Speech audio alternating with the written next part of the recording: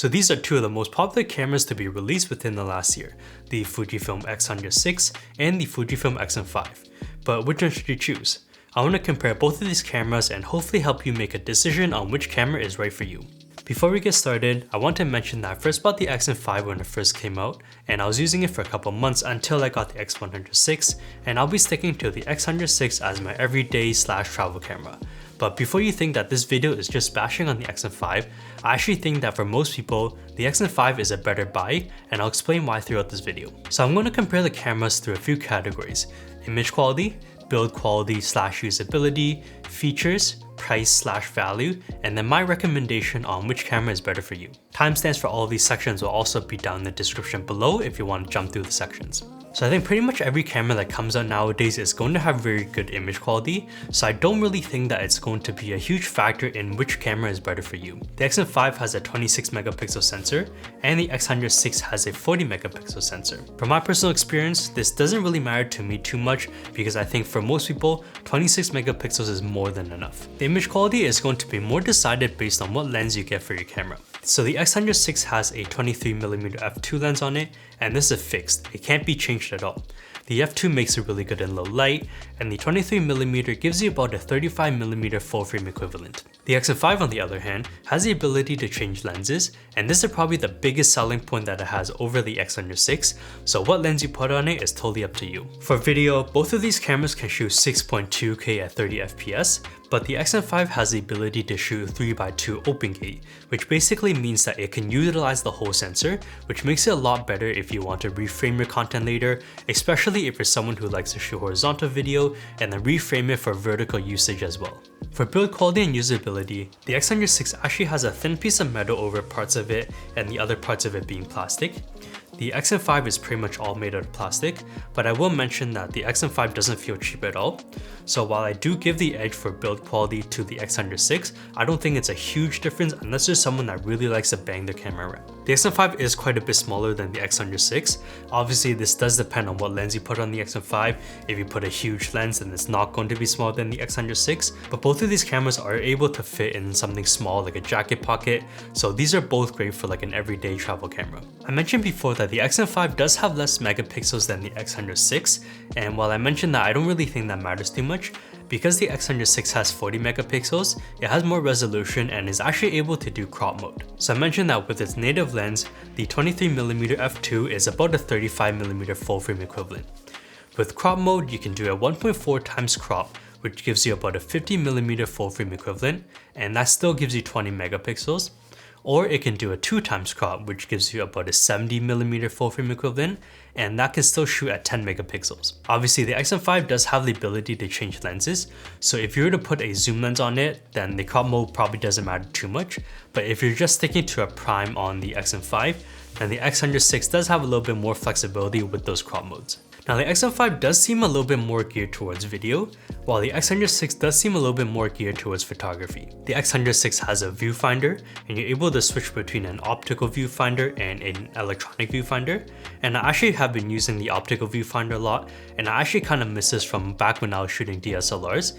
If you're not sure what that is, it basically means that there's like a little window out here, and when you look through the viewfinder, you can actually see what you're seeing in real life, versus an electronic viewfinder which just shows you like a digital display of what you're seeing. And this is kind of nice because I'm actually able to see things in kind of like the real world since I'm looking out the window, but you can still have some displays like your shutter speed, aperture, ISO, your focus point, and all that in the viewfinder while you're using the optical viewfinder. The X100VI also has a tilt screen, so this is really nice when you're doing photography and you're kind of hip shooting.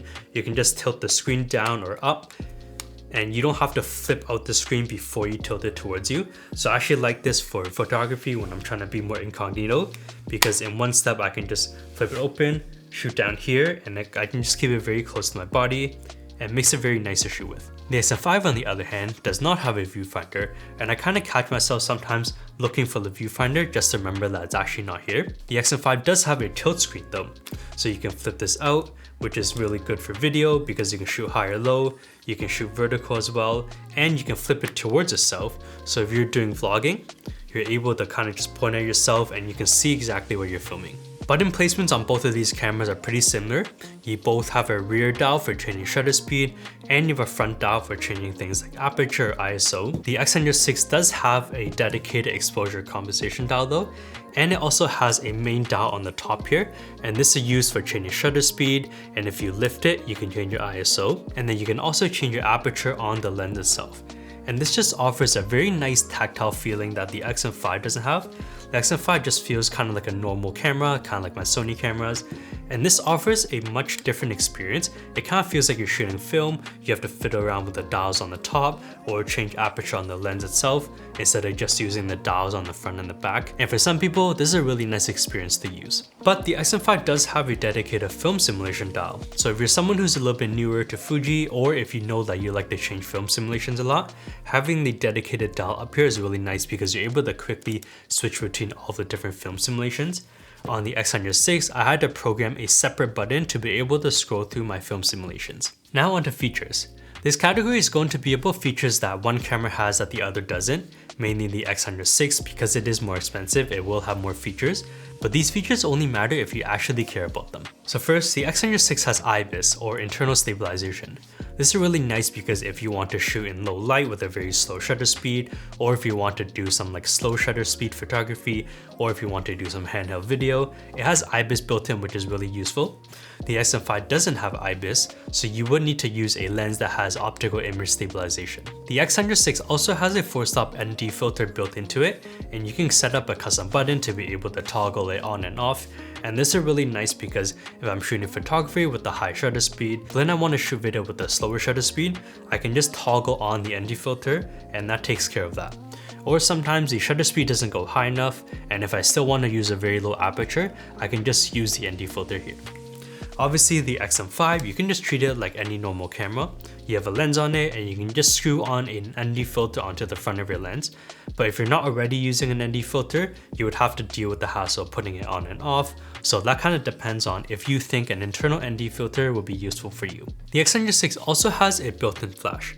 And obviously this is not going to give you the most flattering light. It's not going to take your pictures to the next level or something, but it does offer a little bit of light when you're shooting in darker scenarios, and it kind of gives you that like old school retro point and shoot vibe. And recently that kind of trend has been really popular again with even things like wedding photography where you're shooting with direct flash, and it just offers that old school look. With the XM5 you could do the same, but you would have to buy a separate smaller external flash and mount it onto the hot shoe of the camera, where with the X100VI, it's built in and you can just toggle it on and off. However, if you were hoping that the built-in flash would be able to be used for something like wedding photography, where you're just firing off a bunch of shots with the flash, I will mention that the recycling time is not the greatest with this camera. When you take a shot, especially if your flash was at a really high power, you will have to wait a couple seconds before you can fire again with the flash.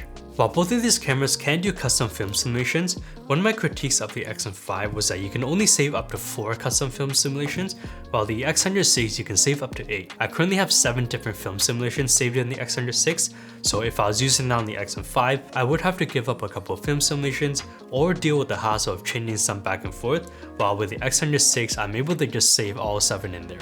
I mentioned before that the X100VI is not able to change lenses, but you're actually able to buy some conversion lenses for it.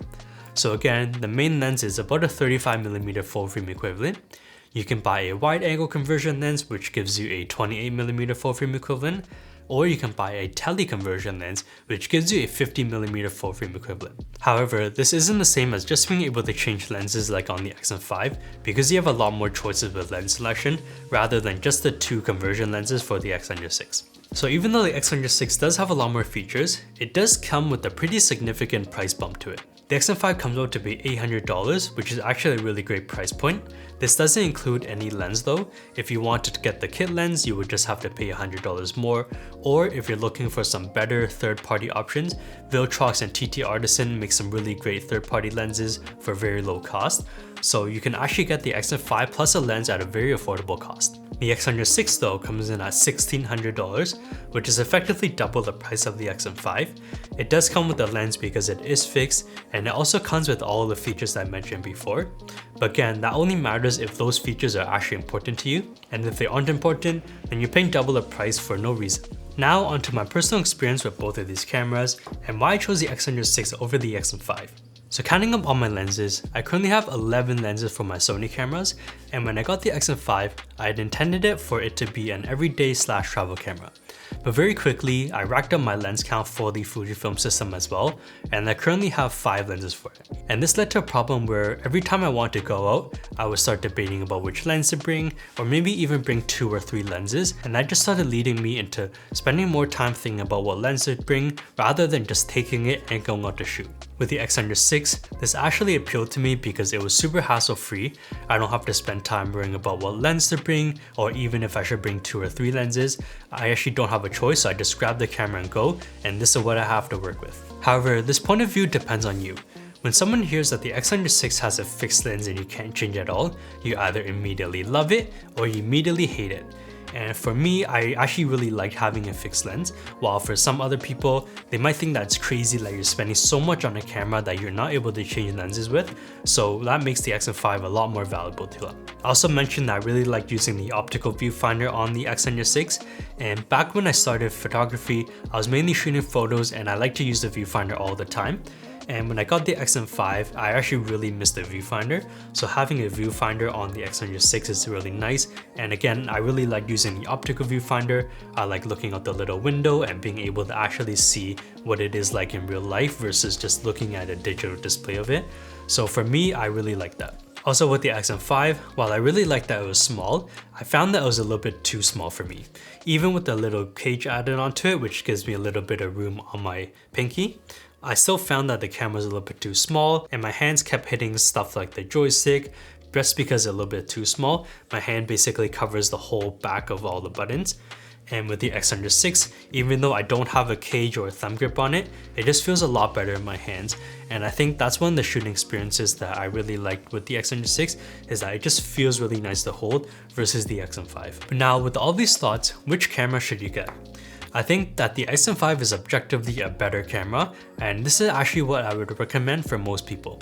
You're getting really good image quality with interchangeable lenses without compromising on any important features unless things like the EVF or IBIS or internal NDs are really important to you. In a small compact body and at half the price of the X100VI. It's kind of insane how Fuji is able to offer such a great camera at such a low price point, and I think this is really great for someone who's just starting out in photography and they don't want to spend too much but they don't want to sacrifice on image quality and features, or even if it's someone who's been shooting photography for a while and they just want a small camera as an everyday / travel camera, the XM5 is actually what I recommend. In fact, I had a few friends who asked me if they should get the XM5 or the X100VI, and even for them, I recommended the XM5. I think the X100VI is definitely a camera that you're paying more for the experience, not for the value.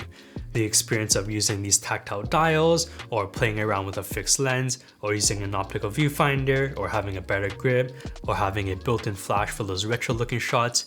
And I definitely think that it actually makes the camera a lot more fun to use, and when I really like using the camera, I'm more motivated to bring the camera out with me and just shoot more content with it. But I want to know what you think. If you're choosing between both of these cameras, which one do you think you're going to end up getting? Or if you already chose one of these, which one did you choose and why? I would love to know what your thoughts are. If this video is helpful, remember to smash the like button, subscribe to see more photo video content, and I'll see you in the next video. Peace.